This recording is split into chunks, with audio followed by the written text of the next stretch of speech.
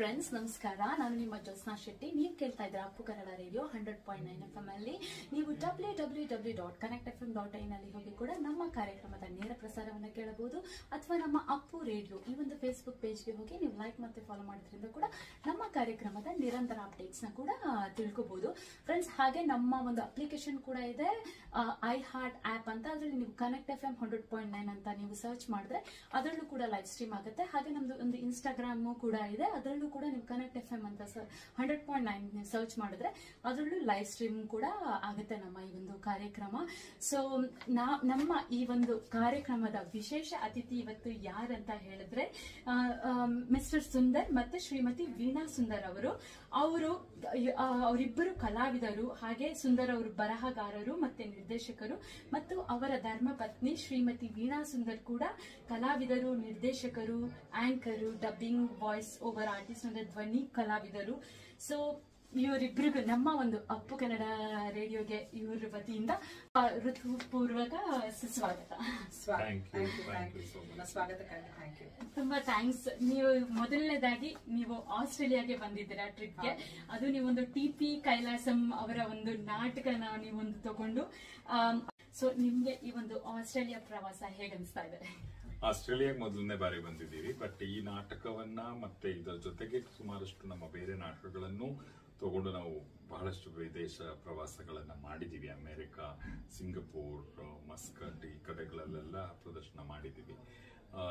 ಇಲ್ಲಿ ಆಸ್ಟ್ರೇಲಿಯಾಗೆ ಬರ್ತಾ ಇರೋದು ಮೊದಲನೇ ಸಾರಿ. ಅಫ್ಕೋರ್ಸ್ ಹೇಗನ್ಸ್ತಿದೆ ಅಂದ್ರೆ ವಿದೇಶದಲ್ಲಿರುವ ಕನ್ನಡಿಗರು ಅವರನ್ನ ಅಂದ್ರೆ ಈಗ ನಾವು ಅಮೆರಿಕಾದಲ್ಲಿ ನೋಡಿದ್ದಾಗ್ಲಿ, ಸಿಂಗಪೂರ್ನಲ್ಲಿ ನೋಡಿದ್ದಾಗ್ಲಿ, ಅದೇ ತರ ಕನ್ನಡ ಪ್ರೀತಿಯನ್ನ ದೂರ ಹೋದ ಮೇಲೆ ಅದರ ಬಗ್ಗೆ ಹೆಚ್ಚಿನ ಆಸ್ಥೆ, ಪ್ರೀತಿ ಎಲ್ಲ ಬೆಳೆಸ್ಕೊಂಡಿರೋದ್ರ ಬಗ್ಗೆ ಖುಷಿ ಅನ್ಸುತ್ತೆ. ನಮ್ಮಂತವ್ರನ್ನ ಕಲಾವಿದರನ್ನೆಲ್ಲ ಕರೆಸಿ ನಾಟಕ ಮಾಡಿಸಿ ಸಂತೋಷ ಪಡೋದ್ರ ಬಗ್ಗೆ ಹೆಮ್ಮೆ ಅನ್ಸುತ್ತೆ. ತುಂಬಾ ಖುಷಿ ಆಯ್ತು. ನಿಮ್ಗೆ ಅನಿಸ್ತಾ ಇದೆ? ಖುಷಿ ಆಗ್ತಿದೆ. ಫಸ್ಟ್ ಟೈಮ್ ಆಸ್ಟ್ರೇಲಿಯಾಗೆ ಭೇಟಿ ಆಗ್ತಾ ಇರೋದು. ಆಮೇಲೆ ಇಲ್ಲಿ ಕನ್ನಡದವ್ರನ್ನ ನೋಡಿ ನಿಜಕ್ಕೂ ನಮ್ಗೆ ಒಂಥರ ನಮ್ಮ ದೇಶನ ಬಿಟ್ಟು ಬಂದಿದೀವಿ ಅನ್ನೋದಿಲ್ಲ. ಯಾಕೆ ನಮ್ಮ ಜನದ ಮಧ್ಯದಲ್ಲೇ ನಾವ್ ಇಲ್ಲಿದ್ದೀವಿ ಆಸ್ಟ್ರೇಲಿಯಾದಲ್ಲಿ. ಸೊ ಆತಿಥ್ಯ ಆಗಿರ್ಬೋದು, ಊಟ, ಇದು ಅದೆಲ್ಲವೂ ನಾವ್ ಏನನ್ನು ಮಿಸ್ ಮಾಡ್ಕೋತಾ ಇಲ್ಲ. ಇಂಡಿಯಾನೇ ಅನ್ಸುತ್ತಾ ಅಲ್ವಾ? ಹೌದು ಹೌದು. ಆಮೇಲೆ ಇಲ್ಲಿ ನೀವುಗಳೆಲ್ಲ ತೋರ್ಸೋ ಪ್ರೀತಿ, ಅಭಿಮಾನ ಇದೆಯಲ್ಲ, that's really we are so blessed ಅಂತ ಅನ್ಸುತ್ತೆ. ಎಲ್ಲೋ ಒಂದ್ ಕಡೆ ನಮ್ಮ ಪ್ರೊಫೆಷನ್ ಬಗ್ಗೆ ನಮ್ಗೆ ತುಂಬಾ ಹೆಮ್ಮೆ ಅನ್ಸುತ್ತೆ. ಬಿಕಾಸ್ ನಾವಿರೋದೇ ಎಂಟರ್ಟೈನ್ಮೆಂಟ್ ಫೀಲ್ಡ್ ಅಲ್ಲಿ.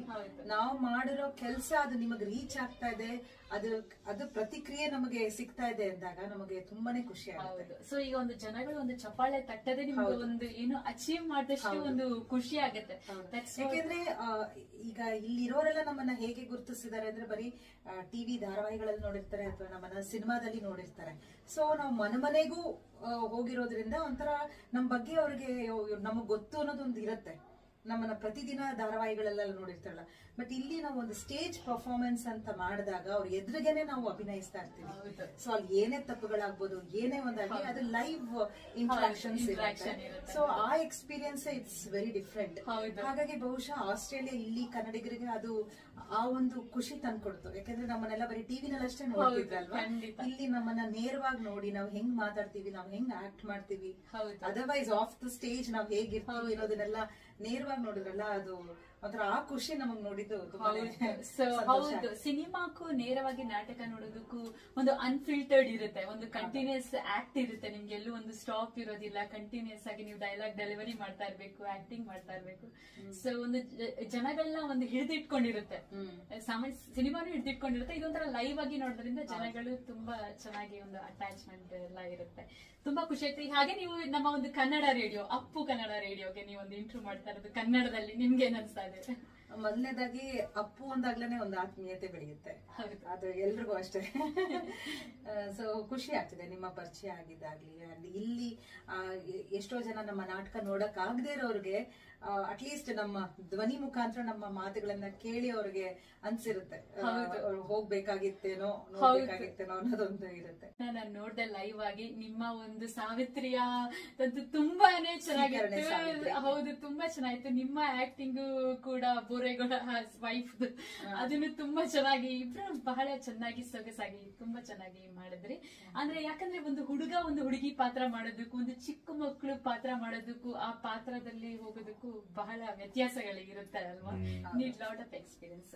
ಸೊ ಹಾಗೆ ನಾನೀಗ ನಿಮ್ದು ಒಂದು ಕಿರು ಪರಿಚಯ ಮಾಡ್ಕೊತಾಯ್ತು. ಸೊ ನಿಮ್ಮ ಬಗ್ಗೆ ಒಂದು ಶಾರ್ಟ್ ಬ್ಯಾಕ್ ಗ್ರೌಂಡ್, ನಿಮ್ಮ ಒಂದು ಹಿನ್ನೆಲೆಯ ಬಗ್ಗೆ. ನಾನು ಬೇಸಿಕಲಿ ಹೈಸ್ಕೂಲು ನಲ್ಲಿದ್ದಾಗಲೇ ನಾಟಕಗಳನ್ನೆಲ್ಲ ಮಾಡೋಕೆ ಶುರು ಮಾಡಿದೆ. ಆಮೇಲೆ ಕಾಲೇಜ್ನಲ್ಲೂ ಅದು ಮುಂದುವರಿತು. ಯೂನಿವರ್ಸಿಟಿ ಕಾಂಪಿಟೇಷನ್ಗಳಲ್ಲಿ ಮಾಡಿದ್ವಿ. ನನ್ನ ಕಾಲೇಜ್ನಲ್ಲಿ ನನಗೆ ಒಂದು ಭದ್ರವಾದ ಬುನಾದಿ ಹಾಕೊಟ್ಟಿದ್ದು ನನ್ನ ಇಂಗ್ಲಿಷ್ ಪ್ರೊಫೆಸರ್ ಆಗಿದ್ರು ನನ್ನ ಗುರುಗಳು, ಜಿ.ಕೆ. ಗೋವಿಂದರಾವ್ ಅಂತ, ಪ್ರೊಫೆಸರ್ ಜಿ.ಕೆ. ಗೋವಿಂದರಾವ್ ಅವರು. ಜೊತೆಗೆ ನಮ್ಮ ಕಾಲೇಜ್ನಲ್ಲೇ ಕನ್ನಡ ಮೇಷ್ಟ್ರಾಗಿದ್ದರು ಡಾಕ್ಟರ್ ಎಚ್.ಎಸ್. ವೆಂಕಟೇಶ್ ಮೂರ್ತಿ ಅವರು. ಇವರಿಬ್ಬರ ಒಂದು ಗೈಡೆನ್ಸ್, ಅವರು ಹಾಕೊಟ್ಟ ಹಾದಿ ಮತ್ತೆ ಅವ್ರು ಕಲಿಸಿದ ಡಿಸಿಪ್ಲಿನ್ ನನ್ನನ್ನು ಇಲ್ಲಿವರೆಗೂ ಕರ್ಕೊಂಡು ಬಂದಿದೆ ಅಂತ ಹೇಳ್ಬೋದು. ಆ ನಂತರದಲ್ಲಿ ಕಾಲೇಜ್ ಆದ್ಮೇಲೆ ಹವ್ಯಾಸಿ ನಾಟಕಗಳಲ್ಲಿ ಮಾಡ್ತಿದ್ದೆ, ಕಾಲೇಜಲ್ಲಿ ಪಾಠ ಮಾಡ್ತಿದ್ದೆ, ನಾಟಕಗಳು. ಹಾಗೆ ಸೀತಾರಾಮ್ ಸರ್, ಟಿ.ಎನ್. ಸೀತಾರಾಮ್ ಅವರು ನನ್ನ ಒಂದು ನಾಟಕದ ಪ್ರದರ್ಶನಕ್ಕೆ ಬಂದಿದ್ರು. ಅವರು ತಮ್ಮ ಮುಂದಿನ ಒಂದು ಟಿವಿ ಕಂತಿನಲ್ಲಿ ನನ್ನನ್ನು ಕಾಸ್ಟ್ ಮಾಡಿದ್ರು. ಹಾಗೆ ಪ್ರಯಾಣ ಶುರುವಾಗಿದ್ದು ಇಲ್ಲಿವರೆಗೂ ಬಂದಿದೆ, ತಾನಾಗೆ ನಡೆಸ್ಕೊಂಡು ಬಂದಿದೆ. ನಮ್ಮ ಯೋಗ್ಯತೆಗೆ ಮೀರಿ ಸಿಕ್ಕಿದೆಯೋ ಅಥವಾ ನಮ್ಮ ಯೋಗ್ಯತೆಗಿಂತ ಕಡಿಮೆ ಸಿಕ್ಕಿದೆಯೋ ಅದೆಲ್ಲ ಗೊತ್ತಿಲ್ಲ. ಬಟ್ ಇಲ್ಲಿವರೆಗೂ ಅಂತೂ ತೆವಳ್ಕೊಂಡು ಬಂದಿದ್ದೀವಿ, ಅಷ್ಟಾಗಿದೆ. ಇಲ್ಲ, ನೀವೆಲ್ಲ ಇಷ್ಟೊಂದು ಮಾಡಿದ್ ನಾವು ಯಾಕಂದ್ರೆ ನಿಮ್ಮ ಧಾರಾವಾಹಿಗಳನ್ನೆಲ್ಲ ಚಿಕ್ಕರಿಂದ ನೋಡ್ಕೊಂಡ್ ಬಂದಿರೋದು. ನಿಮ್ಮ ಮಾಯಾ ಮೃಗಾನೆ ಆಗಿರ್ಬೋದು, ಪ್ರತಿಯೊಂದು ಒಂದು ಧಾರಾವಾಹಿಗಳು, ಮನ್ವಂತರ ಎಲ್ಲ ಬಹಳ ಸುಂದರವಾದ ಧಾರಾವಾಹಿಗಳು. ಒಂದು ತುಂಬಾ ನಮ್ಮ ಒಂದು ಮನಸ್ಸಿನಲ್ಲಿ ಹಾಗೆ ಉಳಿದಿದೆ ನಿಮ್ಮ ಒಂದು ಆಕ್ಟಿಂಗ್ ಇರ್ಬೋದು ಎಲ್ಲ. ಸೊ ನಿಮ್ಮ ಒಂದು ಆ ಸಾಧನೆನೇ ನೀವು ಇಲ್ಲಿ ತನಕ ಕರ್ಕೊಂಡ್ ಬಂದಿದೆ ಅಂತ ಹೇಳ್ಬೋದು ಆಕ್ಚುಲಿ. ಸೊ ನಿಮ್ಮ ಒಂದು ಪರಿಚಯ. ನಾನು ಆಕ್ಚುಲಿ ನನ್ನ ಹೇಗೆ ಅಂದ್ರೆ ನಿಜ ಗೊತ್ತಿರ್ಲಿಲ್ಲ. ನಾನು ಹ್ಯಾಡ್ ನೆವರ್ ಡ್ರೀಮ್ಡ್ ನಾನೊಬ್ಳು ಕಲಾವಿದೆ ಆಗ್ಬೇಕು ಆ ತರದಂತೆಲ್ಲ ಏನಿಲ್ಲ. ಆದ್ರೆ ನನ್ನ ತಂದೆ ಪ್ರೇಮ್ ಕುಮಾರ್ ಅಂತ ಅವರು LIC ಇದ್ರು, ದೂರದರ್ಶನಲ್ಲಿ ಮಕ್ಕಳ ಕಾರ್ಯಕ್ರಮ ಅದನ್ನೆಲ್ಲ ನಡೆಸ್ಕೊಡ್ತಾ ಇದ್ರು. ಸೊ ಆ ಮಕ್ಕಳ ಕಾರ್ಯಕ್ರಮದಲ್ಲಿ ನಮ್ಮ ಮಕ್ಕಳನ್ನ ಒಂದಷ್ಟು ಜನ, ನಮ್ಮ ಕಾಲನಿ ಮಕ್ಕಳಾಗಿರ್ಬೋದು, ನನ್ನ ಸ್ಕೂಲಿನ ಒಂದಷ್ಟು ಜನ ಮಕ್ಕಳನ್ನೆಲ್ಲ ಅವರು ಇನ್ಕ್ಲೂಡ್ ಮಾಡ್ಕೊಂಡು ಕಾರ್ಯಕ್ರಮನ ನಡೆಸ್ತಾ ಇದ್ರು. ಸೊ ಆ ತರ ನನಗೆ ಒಂದು ಕ್ಯಾಮ್ರಾ ಫೇಸ್ ಮಾಡಿದ್ದೆ ಹೊರತು, ಬಟ್ ನಾನೊಬ್ಳು ಕಲಾವಿದೆ ಆಗ್ಬೇಕು ಆ ತರದೆಲ್ಲ ನನ್ಗೆ ಯಾವ ಇದು ಇಲ್ಲ. May be I don't know, it just came my way. ಹೀಗೆ ಒಂದು ಅವಕಾಶ ಬಂತು, ಧಾರಾವಾಹಿಲ ಅಭಿನಯಿಸ್ತೀರಾ ಅಂತ ಅಷ್ಟೇ. ಬಟ್ ಮನೇಲಿ ಎಂಕರೇಜ್ಮೆಂಟ್ ಸಿಕ್ತು. ಸುಮ್ನೆ ಓಕೆ ನೋಡೋಣ ಏನೋ ಬರ್ತಿದ್ಯಲ್ಲ ಅಂತ ಮಾಡಿದೆ. ಬಟ್ ಅಲ್ಲಿಂದ ನಂಗೆ ಇಂಟ್ರೆಸ್ಟ್ ಡೆವಲಪ್ ಆಯ್ತು. ಅದಾದ್ಮೇಲೆ ನನಗೆ ಸುಂದರ್ ಪರಿಚಯ ಆದ್ಮೇಲೆ ನನಗೆ ಈ ಥಿಯೇಟರು, ಅಲ್ಲಿಯ ಕಲ್ಚರ್ ಹೇಗೆ ಏನು ಅನ್ನೋದೆಲ್ಲ ಗೊತ್ತಾಗಿ ಈಗ ಇವ್ರ ಜೊತೆ ನಾನು ನಾಟಕವನ್ನ ಅಭ್ಯಾಸ ಮಾಡಿಕೊಂಡು, ಅದು ಒಂದು ಅದೇ ಬೇರೆ, that is very challenging. So later it became our profession ಅಷ್ಟೇ. ಹೌದು. ನಿಮ್ಮ ಜೊತೆ ನಿಮ್ಮ ಮಗಳು ಕೂಡ ಬಹಳ ಟ್ಯಾಲೆಂಟೆಡ್. ಅವರು ಕೂಡ ಒಂದು ಕ್ಲಾಸಿಕಲ್ ನೃತ್ಯವನ್ನ ಕಲ್ತಿದ್ದಾರೆ. ಅವರು ಇಲ್ಲಿ ಪ್ರದರ್ಶನವನ್ನ ಕೊಟ್ಟರು. ಅವರ ಹೆಸರು ಕೂಡ ಅನರ್ಘ ಸಾಧ್ವಿ ಅಂತ. ಹಾಗೆ ನಿಮ್ಗೊಬ್ಬ ಮಗ ಕೂಡ ಇದ್ದಾನೆ. So very unique and very nice name actually. So very talented daughter as well. ಅವರು ಬಹಳಷ್ಟು ಸಾಧನೆಯನ್ನ ಮಾಡಿದ್ದಾರೆ ಅತಿ ಚಿಕ್ಕ ವಯಸ್ಸಿಗೆ. ತುಂಬಾ ಹೆಮ್ಮೆ ಆಗುತ್ತೆ. ಅಂದ್ರೆ ಅವಳು ಭರತನಾಟ್ಯ ಕಲಿತಾ ಇದ್ದಾಳೆ. ಪ್ರವೀಣ್ ಕುಮಾರ್ ಅಂತ ಅವಳ ಗುರುಗಳು. ಸೊ 8 ವರ್ಷದಿಂದ ಅಭ್ಯಾಸ ಮಾಡ್ತಾ ಇದ್ದಾಳೆ. ಸೊ ಇಲ್ಲಿ ಒಂದು ಅವಕಾಶ ಸಿಕ್ತು ಅವಳಿಗೂ ಒಂದು ಪರ್ಫಾರ್ಮ್ ಮಾಡೋದು. ಸೊ ಅವಳ ಗುರುಗಳ ಮಾರ್ಗದರ್ಶನ, ಅವರ ಪರ್ಮಿಷನ್ ಇಂದ ಅವಳು ಇಲ್ಲಿ ಮೆಲ್ಬೋರ್ನ್ ಅಲ್ಲಿ ಮತ್ತೆ ಇಲ್ಲಿ ಸಿಡ್ನಿನಲ್ಲಿ ಪರ್ಫಾರ್ಮ್ ಮಾಡಿದ್ದಾರೆ. ಸೊ ನಿಮ್ಮದೇ ಒಂದು ಇನ್ಸ್ಪಿರೇಷನ್ ಇರ್ಬೋದು ಅಲ್ವಾ, ಒಂದು ಬ್ಲಡ್ ಅಲ್ಲೇ ಬರ್ತಾ ಇದೆ ಅಂತ ಹೇಳ್ಬೋದು. ಅಪ್ಪ ಅಮ್ಮನ ಮಕ್ಕಳಿಬ್ರಿಗೂ ನಮ್ಮ ಆಕ್ಟಿಂಗ್ ಕಡೆ ಆಗ್ಲಿ ಅದು ಇಂಟ್ರೆಸ್ಟ್ ಇಲ್ಲ. ಅವಳಿಗೆ ಏನಿದ್ರು Bharatanatyam, she want to pursue dance. ಅದು ಒಂದು kind of a performing arts as well ಅಲ್ವಾ.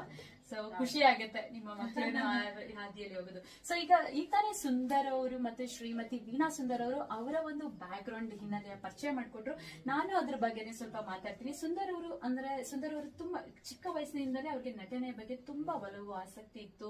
ಅವರು ಶಾಲಾ ದಿನಗಳಲ್ಲಿ ಕಲ್ಚರ್ ಆಕ್ಟಿವಿಟೀಸ್ ಅಲ್ಲಿ ಪಾಲ್ಗೊಳ್ತಿದ್ರು. ಹಾಗೆ ಅವರು ಕಾಮರ್ಸ್ ಸ್ಟೂಡೆಂಟ್ ಆದ್ರೂ ಅವ್ರಿಗೆ ಸಾಹಿತ್ಯ, ಲಿಟರೇಚರ್, ರಂಗಭೂಮಿ ಬಗ್ಗೆ ಬಹಳ ಒಲವಿತ್ತು. ಇವರು ಕಾಮರ್ಸ್ ಪದವಿನ ಪಡೆದು ಸುಮಾರು 18 ವರ್ಷಗಳ ಕಾಲ ಉಪನ್ಯಾಸಕರಾಗಿ ಹಲವಾರು ಕಾಲೇಜಿನಲ್ಲಿ ಕೆಲಸ ಮಾಡಿದ್ದಾರೆ. ಹಾಗೆ 70ಕ್ಕೂ ಹೆಚ್ಚು ನಾಟಕಗಳಲ್ಲಿ ಪ್ರದರ್ಶನ ನೀಡಿದ್ದಾರೆ. ಹಾಗೆ ದೂರದರ್ಶನದಲ್ಲಿ 50ಕ್ಕೂ ಹೆಚ್ಚು ಅಂದ್ರೆ ಈ ಮಾಯಾಮೃಗ, ಮನ್ವಂತರ, ಮನೆಯೊಂದು 3 ಬಾಗಿಲು ಹೀಗೆ ಹಲವಾರು ಧಾರಾವಾಹಿಗಳಲ್ಲಿ ನಡೆಸಿದ್ದಾರೆ. ಹಾಗೆ ಇವರು ಬಾಲ್ಯ ಜೀವನ, ಸೊ ನನ್ಗೆ ಏನ್ ಕ್ವಶನ್ ಕೇಳಬೇಕು ಅಂದ್ರೆ ನಿಮ್ಮ ಒಂದು, ಯಾಕಂದ್ರೆ ಪ್ರತಿಯೊಬ್ಬರಿಗೂ ಜೀವನದಲ್ಲಿ ಒಂದು ಸಾಧನೆ ಮಾಡಬೇಕು ಅಂತ ಒಂದು ಆಸೆಗಳಿರುತ್ತೆ. ಆಮೇಲೆ ಅವ್ರ ಫೀಲ್ಡೇ ಬೇರೆ ಬೇರೆ ಚೂಸ್ ಮಾಡ್ಕೊಂಡ್ಬಿಟ್ಟಿರ್ತಾರೆ. ಸೊ ನೀವು ಅಷ್ಟೇ ಒಂದು ಪ್ರೊಫೆಸರ್ ಆಗಿ ನೀವು ಒಂದು ಕಂಪ್ಲೀಟ್ ಆಗಿ ನಿಮ್ಮ ಒಂದು ಫೀಲ್ಡನ್ನೇ ಚೇಂಜ್ ಮಾಡಿದ್ರಿ. ಇಲ್ಲ, ನಾದು ಒಂದಕ್ಕೊಂದು ಪೂರಕ ಅಂತ ಅನ್ಸುತ್ತೆ. ನಾನು ಸಾಧನೆ ಮಾಡಬೇಕು ಈ ತರದಕ್ಕಿಂತಲೂ ನನಗೇನ್ ಬೇಕೋ ಅದನ್ನೇ ಮಾಡಬೇಕು ಅಂತ ಹೊರಟಿದ್ದಷ್ಟೇ. ನಾನು ಸಾಧನೆ ಮಾಡ್ತಿದ್ದೀನಿ, ಮಾಡಕ್ ಹೊರಟಿದ್ದೀನಿ ಅನ್ನೋ ಭ್ರಮೆಗಳೆಲ್ಲ ನನಗಂತೂ ಏನಿಲ್ಲ. ಆದ್ರೆ ಅನ್ಸಿದ್ದನ್ನ ಮಾಡೋಕ್ ಅವಕಾಶ ಸಿಗ್ತಿದೆಯಲ್ಲ ಅನ್ನೋ ಖುಷಿ ಮತ್ತೆ ಆ ಕೃತಜ್ಞತಾ ಭಾವ ಎಲ್ಲ ಇದೆ. ಅಫ್ಕೋರ್ಸ್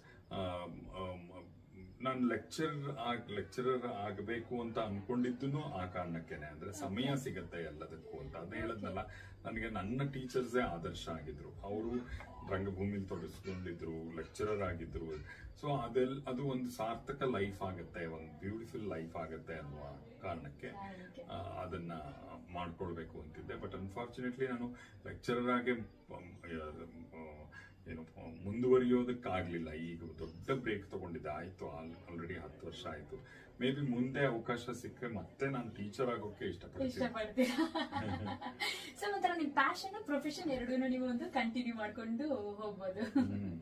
ಖಂಡಿತ. ಹಾಗೆ ವೀಣಾ ಸುಂದರ್ ಅವರು ಕೂಡ ನೀವು ಡಿಪ್ಲೊಮಾ ಇನ್ ಸಿನಿಮಾಟೋಗ್ರಫಿ ಮಾಡಿದ್ದೀರಾ. ಹಾಗೆ ನೀವೊಂದು 32 ಇಯರ್ಸ್ ಇಂದ 32 ವರ್ಷಗಳಿಂದ ರಂಗಭೂಮಿ ಮತ್ತೆ ಸಿನಿಮಾಗಳನ್ನೆಲ್ಲ ನಟಿಸ್ತಾ ಇದ್ದೀರಾ. ಹಾಗೆ ನೀವು ಭಾರತ ಮತ್ತೆ ವಿದೇಶಗಳಲ್ಲಿ ನೀವಿಬ್ರು ಕೂಡ ಎಷ್ಟೊಂದು ಪ್ರದರ್ಶನಗಳನ್ನ ನೀಡಿದ್ದೀರಾ. ವಿಭಿನ್ನ ಪಾತ್ರಗಳಲ್ಲಿ, ಧಾರಾವಾಹಿಗಳಲ್ಲಿ ಒಂದು 75ಕ್ಕೂ ಹೆಚ್ಚು ಧಾರಾವಾಹಿಗಳಲ್ಲಿ ಎಲ್ಲ ನೀವು ನಟಿಸಿದ್ದೀರಾ. ಹಾಗೆ ನೀವು ಸುಪ್ರಸಿದ್ಧ ನಟರ ಜೊತೆ ನಡೆಸಿದ್ದೀರಾ. ನೀವು ಡಬ್ಬಿಂಗ್ ಆರ್ಟಿಸ್ಟ್ ಕೂಡ, ವಾಯ್ಸ್ ಓವರ್ ಎಲ್ಲ ಮಾಡಿದ್ದೀರಾ, ಆಂಕರು ಕೂಡ. ಸೊ ನೀವು ಹೇಗೆ ಪ್ರತಿಯೊಂದನ್ನು ಹೇಗೆ ನಿಭಾಯಿಸ್ತೀರಾ? ಸೊ ನೀವು ಒಂದು ನಡೆದು ಬಂದ ಈ ದಾರಿಯ ಬಗ್ಗೆ ಕೂಡ ಹೇಳಿ. ಇಲ್ಲ, ಒಂದೊಂದು ಅವಕಾಶ ಸಿಕ್ಕಿದಾಗ್ಲೂ ಇಟ್ಸ್ ವೆರಿ ಚಾಲೆಂಜಿಂಗ್. ಒಂಥರ ಸ್ಟೆಪಿಂಗ್ ಸ್ಟೋನ್ ಅಂತ ಹೇಳ್ತಾರಲ್ಲ, ಆ ತರ ಒಂದೊಂದು. ಈಗ ನಾನ್ ಮೊದ್ಲು ಬಂದಿದ್ದೆ ಆಕ್ಟಿಂಗ್ ಮಾಡ್ಕೊಂಡು, ಅಂದ್ರೆ ಧಾರಾವಾಹಿಗಳಲ್ಲೂ ಆ ತರದಲ್ಲಿ. ಅದ್ರ ಮಧ್ಯದಲ್ಲಿ ಕಾಂಪೇರಿಂಗ್ ಅಂತ ಸಿಕ್ತು. ಅಂದ್ರೆ ಈ ಸಿನಿಮಾ ಸಾಂಗ್ಸ್ಗೆ ಕಾಂಪೇರಿಂಗ್ ಮಾಡೋದು. ಆಮೇಲೆ ಎದೆ ತುಂಬಿ ಹಾಡುವೇನು ಅಂತ ಒಂದು SP ಬಾಲಸುಬ್ರಹ್ಮಣ್ಯಂ ಅವ್ರದ್ದು ಕಾರ್ಯಕ್ರಮ. ಅದು ಒಂದು ಸುಮಾರು 90 ಎಪಿಸೋಡ್ ನಾನು ಅದನ್ನ ಇದ್ ಮಾಡಿದೆ. ಅದು ಸೊ ಅದೆಲ್ಲ ಒಂಥರ ಚಾಲೆಂಜಿಂಗ್. ಅದು ಆಕ್ಟಿಂಗ್ ಇಸ್ ಎಂಟೈರ್ಲಿ ಡಿಫ್ರೆಂಟ್, ಅದೇ ಬೇರೆ ತರ. ಆಮೇಲೆ ಡಬ್ಬಿಂಗ್ ಅನ್ನೋದು ಒಂದು ಅವಕಾಶ ಬಂತು. ಈ ತರ ವಾಯ್ಸ್ ಟೆಸ್ಟ್ ಎಲ್ಲ ಮಾಡಿ ಒಬ್ರು ಇದು ಹೀರೋಯಿನ್ಗೆ ವಾಯ್ಸ್ ಸೂಟ್ ಆಗಿದೆ ಮಾಡ್ತೀರಾ ಅಂದಾಗ ಇಟ್ಸ್ ರಿಯಲಿ ವೆರಿ ಚಾಲೆಂಜಿಂಗ್. ಯಾಕಂದ್ರೆ ನಮ್ಮ ಧ್ವನಿಗೆ ನಾವೇ ಡಬ್ ಮಾಡೋದು ಇಟ್ಸ್ ಈಸಿ. ಅಂದ್ರೆ ನಾವು ಆಕ್ಟ್ ಮಾಡಿರೋದಕ್ಕೆ ನಾವೇ ಈಸಿ ಇದೆ. ಬಟ್ ಬೇರೆಯವ್ರ ನಟನೆಗೆ ನಾವು ಧ್ವನಿ ಕೊಡೋದು ಇಟ್ಸ್ ವೆರಿ ಚಾಲೆಂಜಿಂಗ್. ಅಂದ್ರೆ ನಾವು ಅಲ್ಲಿ ನಟನೆ ಮಾಡ್ಲೇಬೇಕು. ಡಬ್ಬಿಂಗ್ ಮಾಡ್ಬೇಕಾದ್ರೆ ನಟನೆ ಮಾಡ್ಬೇಕಾಗತ್ತೆ. ಸೊ ಅದು ತುಂಬಾನೇ ಚಾಲೆಂಜಿಂಗ್. ನನಗೆ ತುಂಬಾ ಇಷ್ಟ ಆಗುತ್ತೆ ಡಬ್ಬಿಂಗ್. ಅದೇ ಡಬ್ಬಿಂಗ್ ಆರ್ಟಿಸ್ಟ್ ಆಗಿ ನಮ್ಗೆ ಗುರುತಿಸ್ಕೊಳ್ಳೋದಕ್ಕೂ ನಂಗೆ ತುಂಬಾ ಇಷ್ಟ ಆಗುತ್ತೆ. ಎಲ್ಲ ಒಂದೇ ಇದೆ ಆದ್ರೂ, ಪರ್ಫಾರ್ಮೆನ್ಸ್ ಇದೆ ಆದ್ರೂ, ಬಟ್ ಡಿಫ್ರೆಂಟ್ ಅಪ್ರೋಚ್ಗಳಿರುತ್ತೆ. ಸೊ ಅದೆಲ್ಲ ಒಂದು ಟ್ರೈನಿಂಗ್ ಮೂಲಕ, ಎಕ್ಸ್ಪೀರಿಯನ್ಸ್ ಮೂಲಕ ಬಂದಿರುತ್ತೆ. ಸೊ ನೀವು ಎಷ್ಟೊಂದು ಒಳ್ಳೆಯಾಗಿಂತ ಲೈಕ್ ದೊಡ್ಡ ದೊಡ್ಡ ಕಲಾವಿದರ ಜೊತೆ ಎಲ್ಲ ನೀವು ರವಿಚಂದ್ರನ್ ಜೊತೆ ಇರ್ಬೋದು, ಎಷ್ಟೊಂದು ನೀವು ಈಗ ಭಾರತಿ ಇರ್ಬೋದು, ಹಾಗೆ ಪ್ರಕಾಶ್ ರೈ, ರಮೇಶ್ ಅರವಿಂದ್, ಹೀಗೆ ಹಲವಾರು ಸುಪ್ರಸಿದ್ಧ ನಟರ ಜೊತೆ ಎಲ್ಲ ನೀವೆಲ್ಲ ಆಕ್ಟ್ ಮಾಡಿದ್ದೀರಾ. ಹೇಗನ್ಸುತ್ತೆ ನಿಮ್ಮ ಒಡನಾಟ ಅವ್ರ ಜೊತೆ ಎಲ್ಲ ಹಂಚ್ಕೊಳ್ಳೋದಾದ್ರೆ?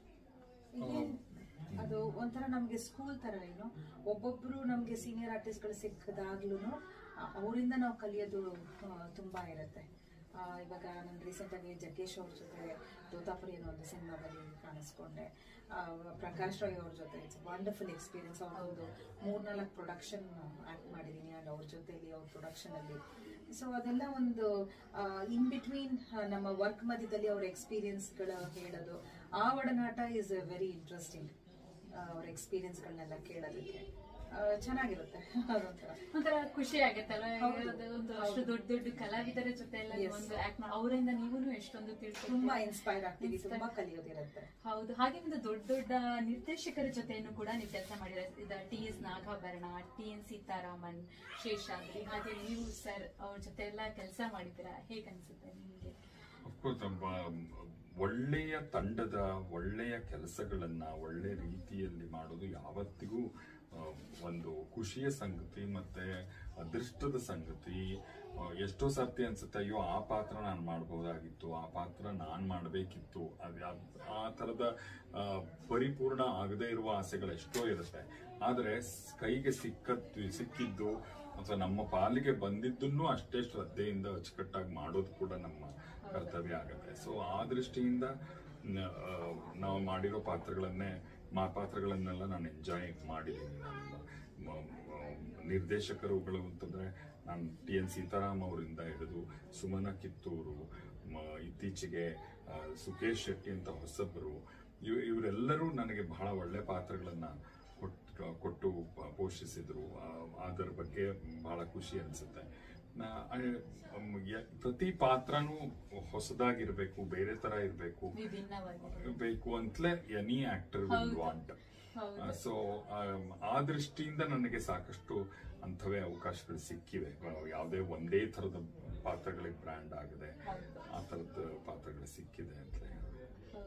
ಸರ್, ಹಾಗೆ ನೀವು ಎಷ್ಟೊಂದು ನಾಟಕಗಳಲ್ಲಿ ಅಭಿನಯ ಮಾಡಿದ್ರ, ಅಂದ್ರೆ ನೀವೀಗ ಬಂದೆ ಮಾಡಿದ್ದು TP ಕೈಲಾಸಂ ಅವರ ನಾಟಕಗಳು, ಹಾಗೆ ಬಹಳಷ್ಟು ನಾಟಕಗಳಲ್ಲಿ ಎಲ್ಲ ನೀವು ಅಭಿನಯ ಮಾಡಿದ್ದೀರಾ. ಅದ್ರ ಬಗ್ಗೆ ಸ್ವಲ್ಪ ನಾನು ಬೇಸಿಕಲಿ ಬಂದಿದ್ದೆ ನಾಟಕ ರಂಗಭೂಮಿಯಿಂದ ಬಂದವನು. ಈಗಲೂ ರಂಗಭೂಮಿಯಲ್ಲೇ ನನ್ನ ಬೆಸ್ಟ್ ವರ್ಕ್ಗಳೆಲ್ಲ ಈವರೆಗೂ ಆಗಿರೋದು ರಂಗಭೂಮಿಯಲ್ಲೇ. ಸಿನಿಮಾದಲ್ಲಿ ದೊಡ್ಡ ದೊಡ್ಡ ಸ್ಟಾರ್ಗಳು ಅಪ್ಪ ಮಗ 2 ರೋಲ್ಗಳನ್ನ ಮಾಡಿದ್ದಿರ್ಬೋದು, ವಿಷ್ಣುವರ್ಧನ್ ಸರ್ ಇಂದ ಹಿಡಿದು ಎಲ್ಲರೂ. ನಾನು ನಾಟಕದಲ್ಲಿ ಅದನ್ನ ಮಾಡಿದ್ದೀನಿ, ನಾನೇ ಅಪ್ಪ ನಾನೇ ಮಗ ಮಾಡಿ. ಸೊ ಆ ಥರದಲ್ಲಿ ನಾನು ಸ್ಟಾರ್ಗಳೇನು ಸ್ಕ್ರೀನ್ ಮೇಲೆ ಮಾಡಿದ್ರು ಅದನ್ನ ರಂಗದ ಮೇಲೆ ಮಾಡಿದ್ದೀನಿ ಅಂತ ಹೇಳ್ಬೋದು. ಸೊ ಆ ಎಕ್ಸ್ಪೀರಿಯನ್ಸ್ ಅಂತಂದ್ರೆ ಅಲ್ಲೂ ಅಷ್ಟೇ ನಾನು I have work with the best directors ರಂಗಭೂಮಿಯಲ್ಲಿ. ಅದಷ್ಟೇ ಅಲ್ಲದೆ ಇಲ್ಲಿಯವರೇ ಅಷ್ಟೇ ಅಲ್ಲದೆ ಜರ್ಮನ್ನಿನ ಪ್ರಸಿದ್ಧ ನಿರ್ದೇಶಕರ ಜೊತೆ ಕೂಡ ವರ್ಕ್ ಮಾಡಿದ್ದು. ಸೊ ಅದೆಲ್ಲವೂ ನನಗೆ ನನ್ನ ಲೈಫ್ ನಲ್ಲಿ ಯಾವತ್ತಿಗೂ ನಾನು ಮಾಡಿದ್ದು ಅಂತ ಕಾಪಾಡಿಕೊಳ್ಳಬಹುದಾದ ನೆನಪುಗಳು. ಹೌದು, ಕೆಲವೊಂದೊಂದು ನೆನಪುಗಳು ಅಲ್ವಾ, ಅದು ಉಳಿಯುತ್ತೆ ಹಾಗೆ ಮನಸ್ಸಿನಲ್ಲಿ. ಬಹಳ ಚೆನ್ನಾಗಿ ಹೇಳಿದ್ರಿ. ಸೊ ನಿಮ್ಮ ಬಗ್ಗೆ ನನಗೆ ಎಷ್ಟೊಂದು ಮಾಹಿತಿಗಳನ್ನ ಕೊಟ್ರಿ. ಸೊ ಈಗ ಇದೇ ತರ ನಿಮ್ ತರನೇ ಎಷ್ಟೊಂದು ಜನ ಕಲಾವಿದರಾಗಬೇಕು ಅನ್ನೋ ಒಂದು ಯಂಗರ್ ಜನರೇಷನ್ಗೆಲ್ಲ ಆಸೆಗಳಿರುತ್ತೆ. ಸೊ ಅವರುಗಳಿಗೆ ನಿಮ್ಮ ಒಂದು ಮೆಸೇಜ್ ಏನ್ ಅಡ್ವೈಸ್ ಕೊಡ್ತೀರಾ ಅವ್ರಿಗೆಲ್ಲ? ತುಂಬಾ ತೀವ್ರವಾಗಿ ಅನ್ಸಿದ್ದನ್ನ ನಾವು ಮಾಡಬೇಕು.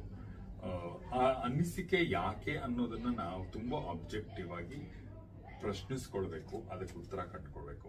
ನಾನು ನಟನಾಗ್ತೀನಿ ಅಥವಾ ಕಲಾವಿದನಾಗ್ತೀನಿ ಅಂತ ಹೇಳ್ಕೊಳಕ್ ಹೊರಟಿದ್ ಯಾತಕ್ಕೆ ಅಂತ ನಮ್ಮನ್ನ ನಾವು ಮೊದಲು ಪ್ರಶ್ನಿಸ್ಕೋಬೇಕು. ಅದು ತುಂಬಾ ದುಡ್ಡು ಕೊಡುತ್ತೆ, ಎಲ್ಲ ನಟರು ತುಂಬಾ ಐಷಾರಾಮ್ಯವಾಗಿರ್ತಾರೆ, ಅಥವಾ ತುಂಬಾ ಪ್ರಸಿದ್ಧಿ ಸಿಗತ್ತೆ, ತುಂಬಾ ಅಟೆನ್ಷನ್ ಸಿಗತ್ತೆ, ತುಂಬಾ ಫೇಮಸ್ ಆಗ್ತೀವಿ ಅಂತೆಲ್ಲ ಅನ್ನೋ ತರದ ಉತ್ತರಗಳು ನಿಮ್ಮದಾಗಿದ್ರೆ ಅದಲ್ಲ. ಕಲಾವಿದರುಗಳಿಗೆ ಸಾಕಷ್ಟು ಹಾರ್ಡ್ ವರ್ಕ್ ಇರುತ್ತೆ, ಸಾಕಷ್ಟು ಸ್ಟ್ರಗಲ್ ಇರುತ್ತೆ, ಸಾಕಷ್ಟು ನಿರಾಸೆಗಳಿರುತ್ತೆ, ದುಃಖಗಳಿರುತ್ತೆ. ಇವೆಲ್ಲವನ್ನು ಬೇರೆ ಪ್ರೊಫೆಷನ್ ನಲ್ಲಿ ಇರುವಷ್ಟೇ ಅಥವಾ ಅದಕ್ಕಿಂತ ಕೆಲವು ಸಾರ್ತಿ ಹೆಚ್ಚೆ ಅದೆಲ್ಲವನ್ನು ನಾನು ಸಹಿಸಿಕೊಂಡು ಕೂಡ ನಾನು ಆಕ್ಟ್ ಮಾಡುವ ಏನಂತಾರೆ ಉತ್ಕಟತೆ ಇರುತ್ತೆ ಅನ್ನೋದಾದ್ರೆ ಮಾತ್ರ ಆಕ್ಟಿಂಗ್ ಬರಬೇಕು. ಖಂಡಿತ. ಯಾಕಂದ್ರೆ ಯಾವುದೇ ಒಂದು ಸಾಧಿಸ್ಬೇಕು ಅಂತ ಹೇಳಿದ್ರೆ ಎಲ್ಲರಿಗೂ ಅಷ್ಟೇ, like failure is the secret of success ಅಂತ ಕೂಡ ಹೇಳ್ತಾರೆ, ಸ್ಟೆಪ್ಪಿಂಗ್ ಸ್ಟೋನ್ ಆಫ್ ಸಕ್ಸಸ್ ಅಂತ ಕೂಡ ಹೇಳ್ತಾರೆ. ಯಾವುದೇ ಒಂದು ಫೀಲ್ಡ್ ತಗೋಬಹುದು, ಫೇಲ್ಯೂರ್ ಅನ್ನೋದು ಇದ್ದೇ ಇರುತ್ತೆ. ಸೊ ಬಟ್ ಅವ್ರು ಎಷ್ಟೇ ಫೇಲ್ಯೂರ್ ಆದ್ರೂ ಅದು ಕುಗ್ದೆ ಅದು ಮುಂದೆ ನುಗ್ಗಿ ಅವರು ಒಂದು ಸಾಧನೆ ಮಾಡ್ಬೇಕು ಅನ್ನೋದೇ ನಿಮ್ಮ ಮುಂದೆ. ನಮ್ದೇನಂದ್ರೆ ಒಂಥರ ಯಾವಾಗ್ಲೂ ನಾವು ಆಕ್ಟರ್ಸ್ ಅಂದ್ರೆ ಲೈಮ್ ಲೈಟ್ ಅಲ್ಲಿ ಇರ್ತಾರೆ. ಹೌದು. ಓಕೆ, ಜನಕ್ಕೆ ಅಟ್ರಾಕ್ಟ್ ಆಗದೆ ಅದು. Lime light. ಓಕೆ, ಆಮೇಲೆ ಅವ್ರ ಬಗ್ಗೆ ಕ್ಯೂರಿಯಾಸಿಟಿ ಇರುತ್ತೆ. ಇವಾಗ ಯಾರೊಬ್ರು IT ಕಂಪ್ನಿನಲ್ಲಿ ಕೆಲಸ ಮಾಡ್ತಿರೋರು ಅಥವಾ ಯಾರೊಬ್ರು ಡಾಕ್ಟರ್ ಬಗ್ಗೆ ತಿಳ್ಕೊಳ್ಳೋ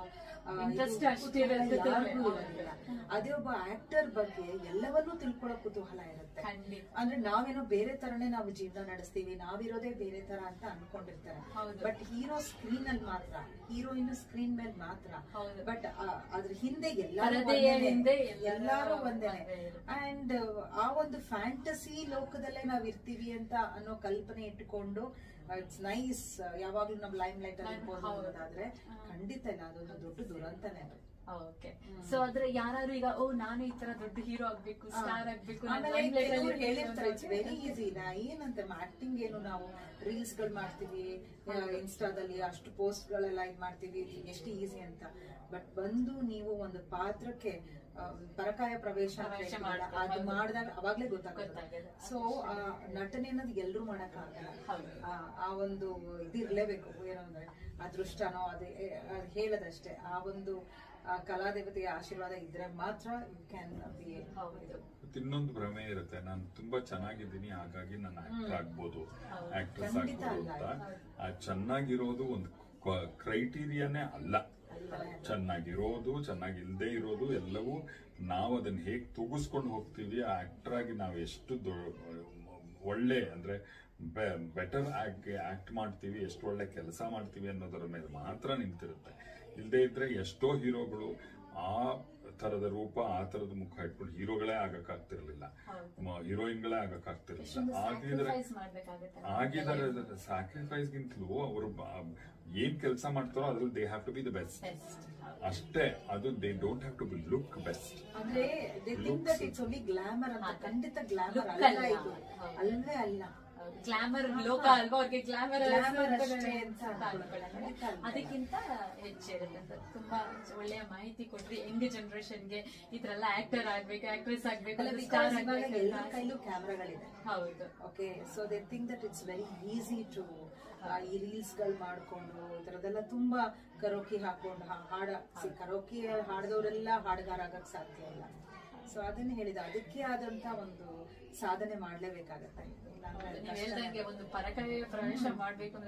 ಆಮೇಲೆ ಆರ್ಟಿಸ್ಟ್ ಗಳಿಗೆ like we are all so blessed ಅಂತ ನಾನು ಯಾಕೆ ಹೇಳ್ತೀನಿ ಅಂದ್ರೆ, ಈಗ ನಾವ್ ನಮ್ ಮನ್ಸಲ್ಲಿ ಏನೇ ಇರ್ಲಿ, ಫಾರ್ ಎಕ್ಸಾಂಪಲ್ ಈಗ ನೀವು ನಮ್ಮ ಇಂಟರ್ವ್ಯೂ ತಗೋತಾ ಇದ್ದೀರಾ, ಈಗ ನಮ್ಮ ಮನಸ್ಥಿತಿ ಏನಿದೆ ಅದನ್ನೆಲ್ಲವನ್ನು ಒಂದು ಕಡೆ ಬದಿಗಿಟ್ಟು ನಾವು we have to be presentable all the time. ಆಮೇಲೆ ಒಂದು ಯಾವುದೇ ಒಂದು ಪಾತ್ರ ಮಾಡ್ಬೇಕಾದ್ರೆ ಏನೋ, ಈಗ ನಾವು ಶೂಟಿಂಗ್ ಹೋಗ್ಬೇಕಾದ್ರೆ ಮನೇಲಿ ಏನೋ ಒಂದು ಕ್ಲಾಶಸ್ ಆಗಿರುತ್ತೋ, ಇನ್ನೇನೋ ಒಂದಾಗಿರುತ್ತೆ, ಎಲ್ಲವನ್ನೂ ಟೆನ್ಷನ್.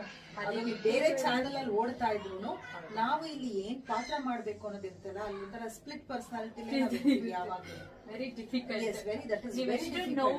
ಇದ್ರೂ ಆ ಮುಖದಲ್ಲಿ ನೀವು ಆ ನೋವನ್ನ ನೀವು ತೋರಿಸ್ಕೊಳ್ಳಕ್ ಆಗೋದಿಲ್ಲ, ಆಕ್ಟ್ ಮಾಡ್ಲೇಬೇಕಾಗುತ್ತೆ. ಬಹಳಷ್ಟು ವಿವರಿಸಿದ್ರಿ, ತುಂಬಾ ಥ್ಯಾಂಕ್ಸ್. ಹಾಗೆ ನಿಮ್ಮ ಒಂದು ಸಾಧನೆಗಳನ್ನ, ಲೈಕ್ ನೀವು ಮಾಡಿರೋ ಪ್ರತಿಯೊಂದು ಈ ಸಾಧನೆಗಳನ್ನ ಗುರುತಿಸಿ ಹಲವಾರು ಪ್ರಶಸ್ತಿ, ಪ್ರಶಂಸೆ, ಸನ್ಮಾನ, ಗೌರವಗಳನ್ನ ನೀವು ನಿಮ್ದಾಗಿಸ್ಕೊಂಡಿದ್ದೀರಾ. 1996ರಲ್ಲಿ ಇಂದಿರಾ ಪ್ರಿಯದರ್ಶಿನಿ ಪ್ರಶಸ್ತಿ, 2018ರಲ್ಲಿ ಕರ್ನಾಟಕ ಸರ್ಕಾರದಿಂದ ಅತ್ಯುತ್ತಮ ಪೋಷಕ ನಟಿ ಪ್ರಶಸ್ತಿ ಬಂದಿದೆ, ಹೈದರಾಬಾದಿನ ಟ್ರಸ್ಟ್ ನಿಂದ ಸಂತೋಷ ಪುರಸ್ಕಾರ. ಹೀಗೆ ನಿಮ್ಗೆ ಹಲವಾರು ಪುರಸ್ಕಾರಗಳು ನಿಮ್ಮಿಬ್ಬರಿಗೂ ಕೂಡ ಅಷ್ಟೊಂದು ಬಂದಿದೆ. ಏನ್ ಹೇಳಕ್ ಇಷ್ಟಪಡ್ತೀರಾ ನಿಮ್ಮ ಒಂದು ಈ ಪುರಸ್ಕಾರಗಳ ಬಗ್ಗೆ?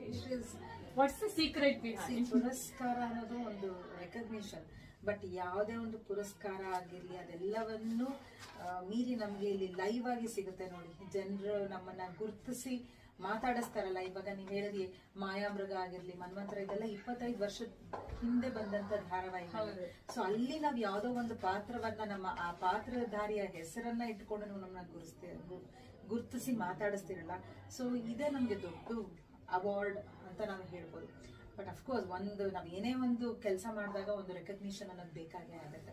ಅದು ಒಂದು ನಮ್ಮ, ಈಗ ನಾವು ಕರ್ನಾಟಕದಲ್ಲಿ ಇರೋದ್ರಿಂದ ಕರ್ನಾಟಕ ರಾಜ್ಯ ಪ್ರಶಸ್ತಿ ಸಿಕ್ಕಿರೋದ್ರಿಂದ ಅದೊಂದು ದೊಡ್ಡ ಗೌರವನೇ ನಮಗೆ. ಆ ಒಂದು ನಾವು ಮಾಡ್ತಿರೋ ಒಂದು ಅಭಿನಯಕ್ಕೆ. ಆಮೇಲೆ ಇವ್ರಿಗೆ 2 ಸಲ ಆರ್ಯಭಟ್ಟ ಪ್ರಶಸ್ತಿ ಬಂದಿದೆ. ಸೊ ಅದೆಲ್ಲವೂ ಒಂದು ಆಡೆಡ್ ಇದಾಗತ್ತೆ. ನಿಮ್ಗೊಂದು ಮೋಟಿವೇಶನ್ ಕೂಡ ಸಿಗುತ್ತೆ, ಪ್ಲಸ್ ನಿಮ್ಗೊಂದು ಅನ್ಸುತ್ತೆ ನಾವು ಮಾಡ್ತಾ ಇರೋದು ಜನಗಳು ರೆಕಗ್ನೈಸ್ ಮಾಡ್ತಾ ಇದಾರೆ ಅಲ್ಲ. ಅದು ಅವಾರ್ಡ್ ಬಗ್ಗೆ ನಮ್ಗೆ ನಿಜ ಹೇಳ್ತೀನಿ, ಅವಾರ್ಡ್ ಇಂದ ನಮ್ಗೆ ಮೋಟಿವೇಟ್ ಆಗೋದೆಲ್ಲ ಖಂಡಿತ ಇಲ್ಲ. ಅದೊಂದು ರೆಕಗ್ನಿಷನ್ ಅಂತ ಅಷ್ಟೇ ಹೇಳ್ಬೋದು. ಬಟ್ ನಮಗೆ ಜನರು ನಮ್ಮನ್ನ ಗುರುತಿಸಿ ಇದು ಮಾಡ್ತಾರಲ್ಲ, they respect and they speak good about us ಅಲ್ಲ, ಅದು ನಮಗೆ it is always we are more responsible. ಆ ಒಂದು ಫೀಡ್ಬ್ಯಾಕ್ ತುಂಬಾ ಬಹಳ ಖುಷಿ. ನಮಗೆ ಅವಾರ್ಡ್ ಬಗ್ಗೆ ಎಲ್ಲ ಖಂಡಿತ ಯಾವುದೇ ತರದ್ದು ಇದು ಇಲ್ಲ. ವಿ ವರ್ಕ್ ಅಷ್ಟೇ. ಅವಾರ್ಡ್ಗೆನೆ ನಾವು ಕೆಲಸ ಮಾಡೋದು ಅನ್ನೋದು ತುಂಬಾ ಇದಾಗುತ್ತೆ. ತುಂಬಾ ಖುಷಿ ಆಯ್ತು ನಿಮ್ ಜೊತೆ ಮಾತಾಡಿ. ಸೊ ನಿಮ್ಮ ಒಂದು ಈ ಒಂದು ಬಿಸಿ ಸ್ಕೆಡ್ಯೂಲ್ ಅಲ್ಲೂ ಕೂಡ ನೀವು ಒಂದು ಟೈಮ್ ತಗೊಂಡು ನಮ್ಮ ಒಂದು ಅಪ್ಪು ಕನ್ನಡ ರೇಡಿಯೋಕ್ಕೆ ನೀವು ಸಂದರ್ಶನ ನೀಡಿದ್ದು ತುಂಬಾ ಖುಷಿ ಆಯ್ತು. ಸೊ ನಮ್ಮ ಅಪ್ಪು ಕನ್ನಡ ರೇಡಿಯೋ ವತಿಯಿಂದ ನಿಮ್ಗೆ ಪೂರ್ವದ ಅಭಿನಂದನೆಗಳು. ಹಾಗೆ ಈ ಒಂದು ಅವಕಾಶ ಮಾಡಿಕೊಟ್ಟ ಸ್ಯಾಂಡಲ್ವುಡ್ ಆರ್ಟ್ಸ್ ಅಂಡ್ ಎಂಟರ್ಟೈನ್ಮೆಂಟ್ ಅವ್ರಿಗೂ ಕೂಡ ನಮ್ಮ ಅಪ್ಪು ಕನ್ನಡ ರೇಡಿಯೋ ವತಿಯಿಂದ ಹೃತ್ಪೂರ್ವಕ ವಂದನೆಗಳು. ಧನ್ಯವಾದ. Thank you.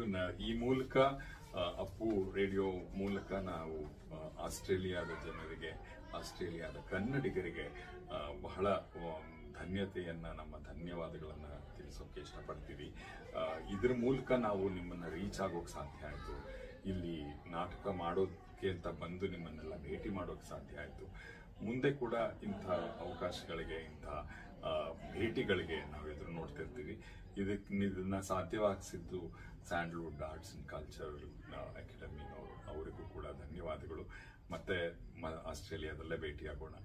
ಖಂಡಿತ. Thank you Jyotsna. It was really nice. Thank you sir.